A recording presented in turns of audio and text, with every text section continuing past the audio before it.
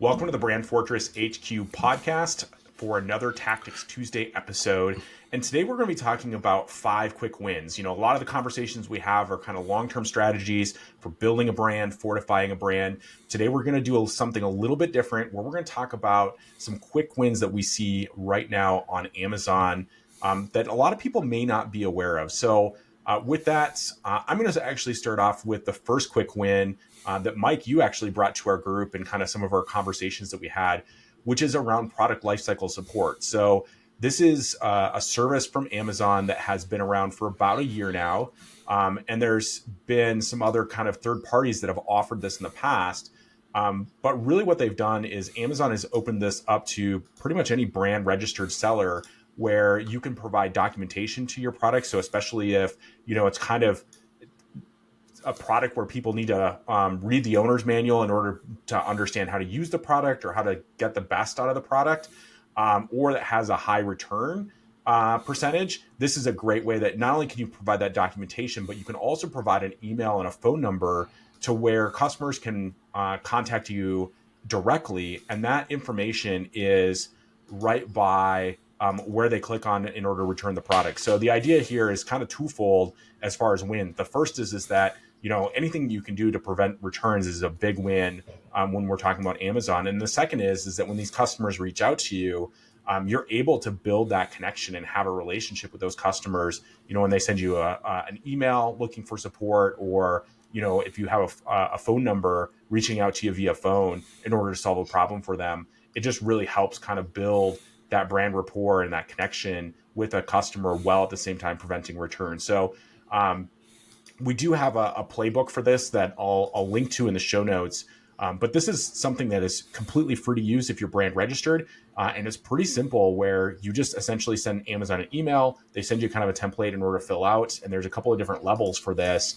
And you can be up and running fairly quickly. I will say that Amazon did close down new registrants to this for the Q4 holidays. But now they're opening it back up after pretty much starting in February. So just be aware that if you're listening to this in Q4, this program might be on pause because of kind of the manning and capabilities that Amazon has. But this is an amazing program to take advantage of.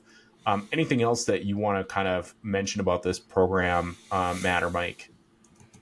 I would just say, we have taken advantage of this. It does seem to be reducing our return rate, and it was very easy. Like, the process was really as simple as you described it. So we dropped an email to Amazon, and that email is in the playbook. And then they responded back. I will say that of any department that I've ever dealt with at Amazon, this department was by far the best. In terms of, feeling like they knew what they were talking about. They were actually paying attention to us, like they were actually working on our behalf, trying to solve the problem. So they basically tell you, what information that you can, provide. And there's, as you said, John, there's multiple levels to that. So you can either just provide documentation, you can provide videos, you can link to your website. You can provide an email address and a phone number. So all of those direct contact options, and they're walked through that process. So you actually, when you provide them with documentation, some of the documentation that you provide is actually documentation that they can view right on Amazon. And it's just like a chatbot flow, essentially, where they choose, okay, I'm having trouble with this product. I don't know how to assemble it, or I don't know how to this, or I don't know how to that. You basically tell them what are the things that customers typically ask about the product, and then what is the answer. And they implement that in a chatbot flow. And then if it becomes something where they still have questions, then it just forwards them on to your support information. It took us, I think, 2 to maybe 3 weeks in completion, to have this actually live on Amazon for all of our products. So it really didn't take that long. And I think maybe it took a week of back and forth, maybe a little less, between us and that department. And then it was just a 2 week window once we completed our stuff before it went live. Yeah, and I would the other thing I would add here is I would encourage people to look at their voice of the customer um, for your returns, because in there it'll actually, in a number of cases, actually give you the reason why the customer is Yeah. returning it. So if you're Yep. looking at, hey, what do I put in that FAQs, or do I have everything covered in my FAQs? That's a great place to go in order to see those things that maybe you didn't think of that are causing returns for your customers that can be addressed with this additional support. Yeah. Matt, anything you want to add on that before we move on to brand tailored promotions? No, I mean, it's such a cool program that has the potential to negate negative reviews before they happen. So definitely something to sign up for right away if it's available to you. All right. So number 2 on our list, like I mentioned, is brand tailored promotions. Now, this is something that we've used with a number of clients and seen good results out of it. Are you guys, are either of you guys using brand tailored promotions? And if so, what are you guys seeing from it? Yeah, we've seen actually very good results. Now they offer a lot of different categories of potential customers. That you can advertise to. We're getting the most bang from our buck out of basically two of them. I think I'm trying to remember what they categorize them as. Um, I can't remember the categories, but essentially there's like 10 different categories that you can advertise to, like for, people who visited your listing and didn't order, or, customers who are high ticket customers of yours. So they bought your products and they typically buy large amounts, you can advertise to them. There's all different ways that you can skin that cat with brand tailored promotions. But the two that have the largest, let's say, potential audience size for the category, those are the two that are working best for us. But we're getting, like we're only offering a 10% discount. We're going to test it a little bit higher than that, but we're getting pretty good response out of those. I think we added, I don't know, maybe 20,000 in sales, in a month. Maybe less than that. I think we ran it for like 2 weeks, and we picked up like 20 grand. So it was pretty significant. So what does that look like on the side of the consumer? Is it like a coupon that only shows up to the people that fit whatever the bucket is that you decided to advertise for, so it shows up in the search Yeah. results? Yep. Right. Exactly. So only Yep. customers that kind of Amazon identifies in those different buckets. And I mean, just to give you an idea of what those different buckets are, I mean, Mike, you touched on some of them, which the first one that's probably most interesting to folks is the abandoned cart. So someone that has put the Yeah. product in their cart, but for whatever reason didn't buy. And the minimum is a 10% coupon. Obviously, you can offer, Amazon will let you offer more than that. But let's say that somebody abandoned that cart. Well, now the next time they go in and they, see your product either in the search results or look at your listing, they're going to see the option in order to clip that 10% coupon. And Yeah. then now this is something that you have to have a minimum number of people in an audience before you can utilize it, right? Like there has to be 1,000 people that have in a certain amount of time put something in your cart and not purchased. Is that right?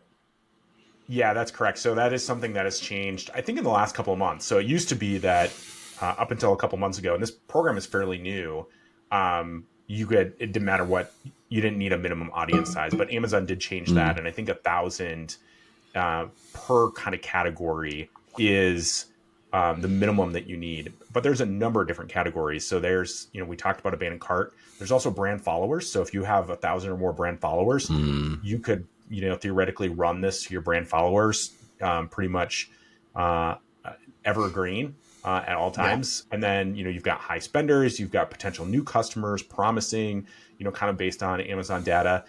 It doesn't give you a whole lot of, kind of fine-tuned controls, but it is a pretty good process of, I would think, kind of like what you mentioned, Mike, of incremental sales of, hey, let's put, a 10% coupon out there and we can see incremental sales based on these different audiences and really based on your brand goals of maybe you don't want to target, abandoned carts, but you do want to target, your at-risk customers or your high spend customers. I also like the So fact if that it's it, just super easy, quite frankly. Like, yeah, there's not a lot of granularity to it, but I mean, literally, like a minute and a half, and or less, and you've got a campaign started, and you can just keep running them. I mean, if it's successful, you can just run another one right on the backside of the first one. So it does make things very easy. It's a couple of clicks, man, and maybe you're generating, Yeah. thousands of dollars in sales. And that's Do exactly they what have we to do. be searching? Do they have to be searching in a particular category to even see the coupon low? Like, do they have to be searching for keywords that drive sales for your product in order to see your listing in the search results and then end up seeing that coupon?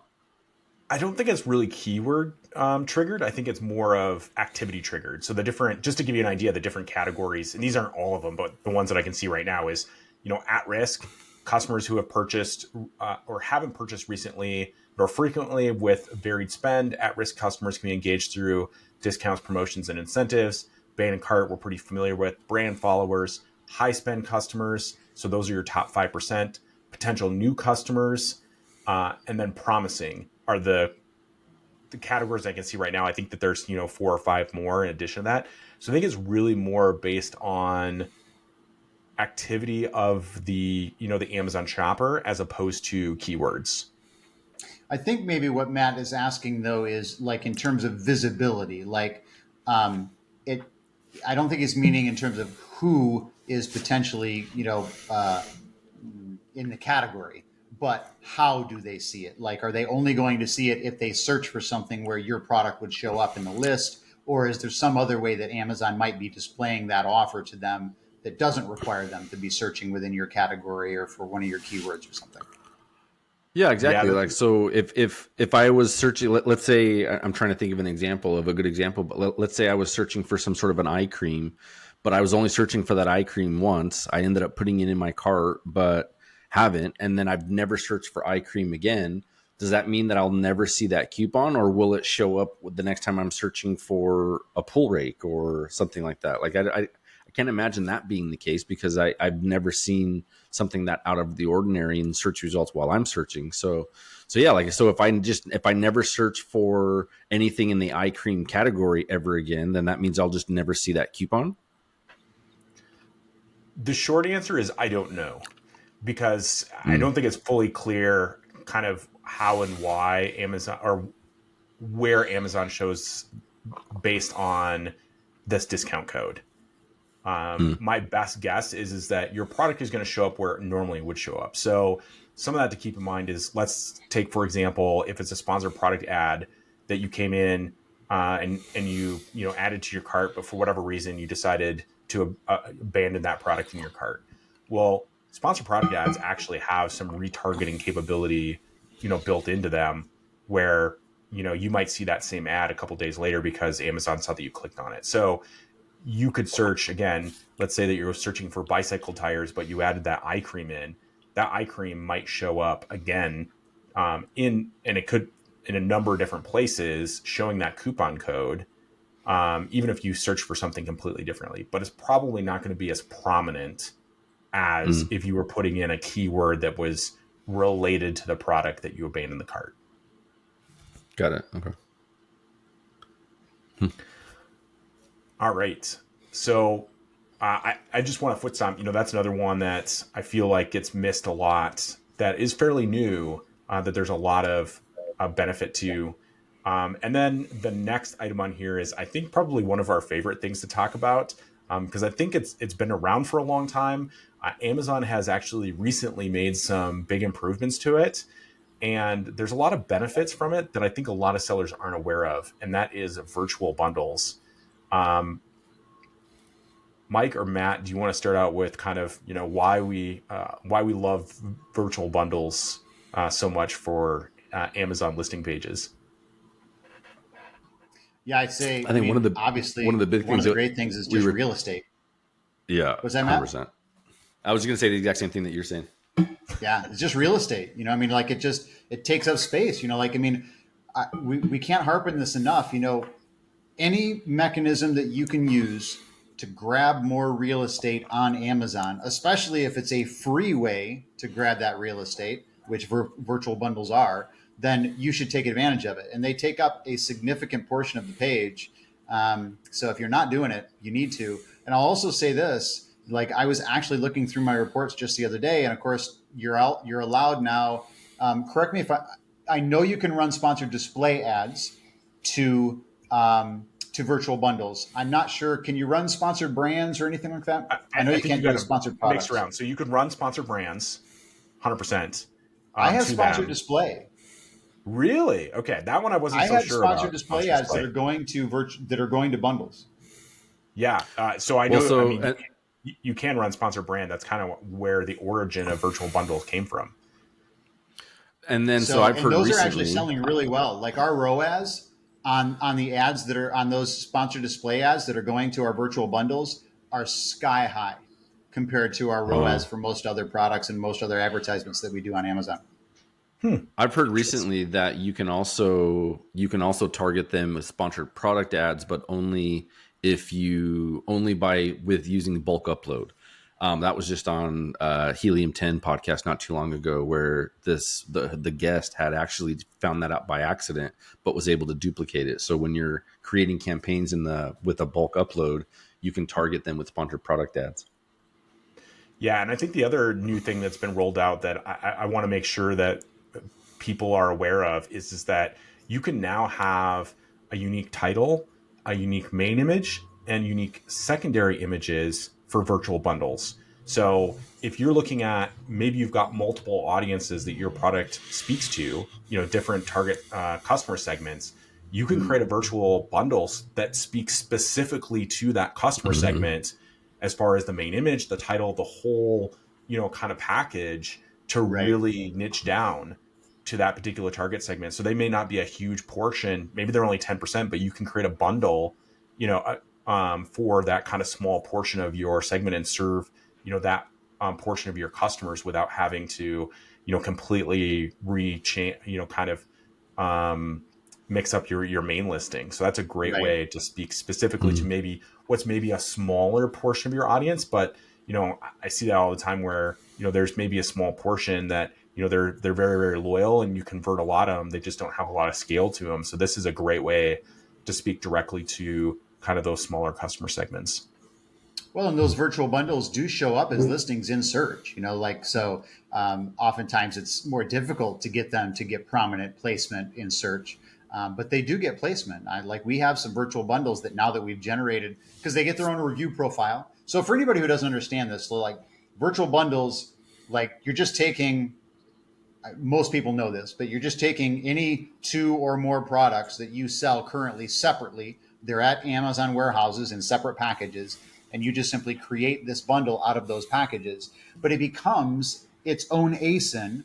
So it has, it has its own review profile. It has, its own, it is a listing that will show up in search. It can be advertised, using, display or sponsored brands. So now that some of those products of ours, those virtual bundles have gotten a fairly significant review profile behind them, they are actually starting to show up in the search results in a more prominent location. So again, more real estate. You have more products available to sell for similar keywords. Yeah. Yeah. I think for anybody who's listening, if you're brand registered, and you're not running virtual bundles right now, this is definitely one of those things. Again, you don't have to spend a lot of time on it. It probably take you less than 10 minutes to set up, to get them rocking and rolling. And at bare minimum, you're going to grab more real estate on your listings.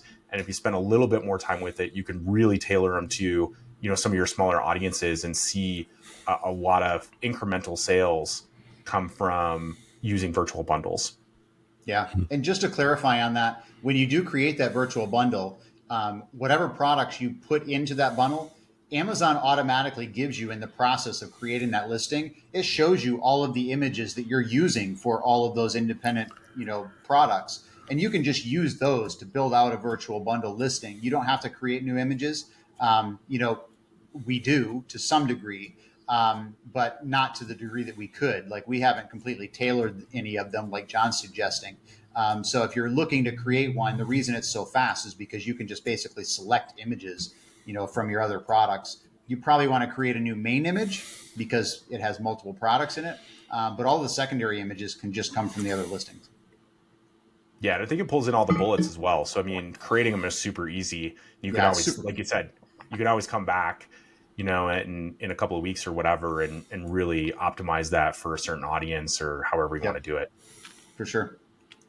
All right. So let's move on to the next one, which is Amazon growth opportunities. This is one that I really like in the sense of if you're thinking, you're like, hey, I've done everything on, this listing or my account, what are those things that, what else can I do in order to, squeeze a little bit more juice out of my listings in my Amazon account? I feel like this is one of those areas where it's good to just check. I mean, anytime I get a recommendation from Amazon directly, I always take it with a grain of salt because some of them are fantastic and some of them, quite frankly, suck. So, this tool, I would take that same thing, take them with a grain of salt. But there's a lot of things in here where it'll tell you like, hey, make sure you have, this doesn't have A plus content, or, this has a, some sort of other issue that, especially if you have a lot of listings to keep track of, this is a great way to see kind of where the holes are in some of your listings that, maybe aren't your hero or your sidekick listings, but still could benefit from just some quick tweaks. And the nice thing I think is that when you go through that list, number one, obviously it doesn't take that long. You're just looking at what Amazon's already recommending to you, and you throw this one out, take a look at this one, whatever.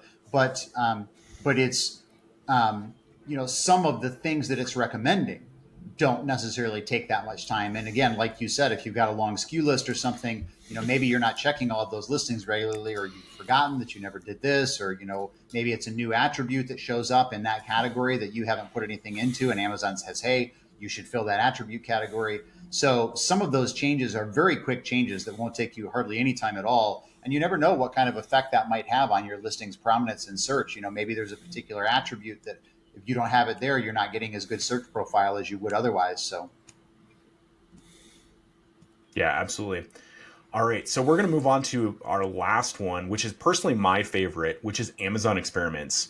And the reason why this is my favorite is because, well, two reasons. One is because it's so low risk in order to A/B test with your product. Of, even if you write the world's worst title in the Amazon experiment, you can see within a week or two that, first of all, only 50% of your traffic is going to version A or version B. So it's not hurting your sales a ton. And then the other thing, kind of the flip side of that is that, even if you're able to increase your conversion rate by 2 or 3%, that can mean thousands of dollars in additional sales without spending anything additional on ads. So, people are looking at, how do I grow, kind of the bottom line and my profit margins and keyword ranking and that type of stuff. Amazon experiments is really a great way to do that. And they've expanded this tool. I really think that still the best bang for your buck, if you're like, hey, I've got limited time and what do I optimize, is still title and main image. But if you're curious about like, hey, what's that impact going to have for, secondary images, you can test secondary images now in Amazon experiments. And you can also test, your A plus content as well. So you can do, a good portion of your listing, test different aspects of it in a way that is actually valid. In addition to that, what I like about this is when we start looking at main images, is when you submit a main image to A/B test, Amazon's going to approve it before this test starts. So if there's any sort of issue with that main image, you kind of avoid that issue where if you're like, hey, I think this might be kind of a gray area and I don't want to get my listing suspended and lose a bunch of sales. Amazon experiments can be a good way to kind of put that through that filter to know, hey, is Amazon going to have a problem with this main image, or is, this change that maybe is a little ambiguous as far as the Amazon rules, going to be okay with Amazon? Anything else that experiences that Matt or Mike, you guys want to add to this? I think a couple of things that I would add. One is I'm nearly positive that I saw the other day in that interface that you can now do, I believe it would be called multivariate testing. So you can test multiple aspects of your listing at the same time. Now, I would argue that probably most brands probably don't want to do that. I would generally separate that out. But if you have a product that's getting high volume, like it's a really high volume product, you might be able to do that testing and move a little quicker through your iterations if there's multiple things about that listing that you want to test, or there's ways that you want to test where I want to change the main image and the title because there's a certain aspect of the listing that I want to highlight, and I want to highlight it in both, and so you would be able to test in that way. So that's the one thing that I would mention. We haven't tried it yet, but something to pay attention to. The other thing that I guess I was going to say is that when you're running those tests, one of the reasons I think that John mentioned that you really like main image and title testing is because, and we've talked about this previously, and that is there's more of a flywheel present there in terms of the effect that it can have on your listing. So like when you do a test, let's say you test your image, right? And you were saying, okay, maybe you get a 2% conversion rate increase, right? Well, if you look at that as just, flat, in other words, so however many people came to my listing this week, right? If that same number of people came to my listing next week at this new conversion rate, I would get 2 to 3% more, I'd get that many more sales, right? Which is true. And that's valuable. That's money. But what it doesn't take into account is chances are if that image affected your conversion rate, there's a decent chance it might have also increased your click-through rate. And those two things, because they affect your search ranking, because they're part of the algorithm, that means there's a good chance that you might actually have better search placement now than you had before that very small increase in conversion rate, which means now more people are actually seeing your listing because more people are seeing it in search results. So there can be a much greater compounding effect, than what you see in the actual Amazon numbers, because that experiment isn't telling you what changes you might have in terms of your search placement or anything else. It's only testing, it's only showing you what you tested, essentially. So don't forget that there's other compounding effects that may happen downstream, and the combination of those things could be way more than just that 2% conversion rate increase. Yeah, that's a great point, and that's why this is one of my favorite tools. So I think this is a great place to wrap for this episode. I do just want to, recap. So if we're looking at those 5 quick wins for folks that are listening, the first is that product lifecycle support. And like I said, we'll have a PDF that has the email address, talks a little bit about the program. The second one is the brand tailor promotions, easy coupons to set up for specific portions of the audience to drive some additional incremental sales. Virtual bundles, one of the things that we love talking about because there are so many benefits of it. Number 4 is Amazon growth opportunities. So you can see, kind of where the holes are according to Amazon in some of your listings and find some easy fixes there. And then, we just talked about number 5, which is those Amazon experiments. So everybody's listening, I just really encourage you to take a look at those and pick some of those quick wins. They're things that you can implement, usually in less than 10 minutes and have an impact on your business. So pick one, and I think you'll be impressed with the results you see out of it. And thanks for listening.